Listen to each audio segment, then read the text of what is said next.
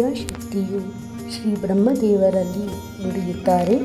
ಬ್ರಹ್ಮನೇ ದೃಶ್ಯ ಮತ್ತು ಅದೃಶ್ಯದಲ್ಲಿ ಪ್ರತೀತವಾಗಿ ಸರ್ವತಾ ಯುಕ್ತವೆಂದು ತಿಳಿಯಬೇಕು. ಪ್ರಪಂಚದ ಅಭಾವದಲ್ಲಿ ನಾನು ಸ್ತ್ರೀಯಲ್ಲ, ಪುರುಷನಲ್ಲ, ನಪುಂಸಕನೂ ಅಲ್ಲ. ಮತ್ತು ಸೃಷ್ಟಿಯು ಪ್ರಾರಂಭವಾದಾಗ ಈ ಭೇದದ ಕಲ್ಪನೆ ಉಂಟಾಗುತ್ತದೆ. ಜಗತ್ತಿನಲ್ಲಿ ನಾನಲ್ಲದೆ ಬೇರೇನೂ ಇರಲಾರದು. ಬ್ರಹ್ಮನೇ, ಎಲ್ಲವೂ ನನ್ನದೇ ರೂಪವಾಗಿದೆ, ಅರ್ಥಾತ್ ಎಲ್ಲವೂ ನಾನೇ ಆಗಿರುವೆ. ಹೀಗೆ ನಿಶ್ಚಿತವಾಗಿ ತಿಳಿದುಕೋ. ಬ್ರಹ್ಮನೇ, ಈ ಜಗತ್ತಿನಲ್ಲೆಲ್ಲ ನಾನೇ ವ್ಯಾಪಕವಾಗಿ ವಿರಾಜಿಸುತ್ತಿರುವೆನು.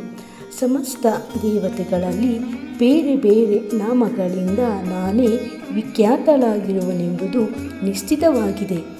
ನಾನು ಶಕ್ತಿ ರೂಪವನ್ನು ಧರಿಸಿ ಗೌರಿ, ಬ್ರಾಹ್ಮಿ, ರೌದ್ರಿ, ವಾರಾಹಿ, ವೈಷ್ಣವಿ, ಶಿವೆ, ವಾರುಣಿ, ಕೌಬೇರಿ, ನಾರಸಿಂಹಿ, ವಾಸವಿ ಎಲ್ಲವೂ ನಾನೇ ಆಗಿರುವೆ. ಶಕ್ತಿ ರೂಪವನ್ನು ಧರಿಸಿ ಬ್ರಹ್ಮ, ವಿಷ್ಣು, ಮಹೇಶ್ವರರಾಗಿಯೂ ನಾನೇ ವಿರಾಜಮಾನನಾಗಿರುವೆ. ಕೃಷ್ಣಾರ್ಪಣಮಸ್ತು.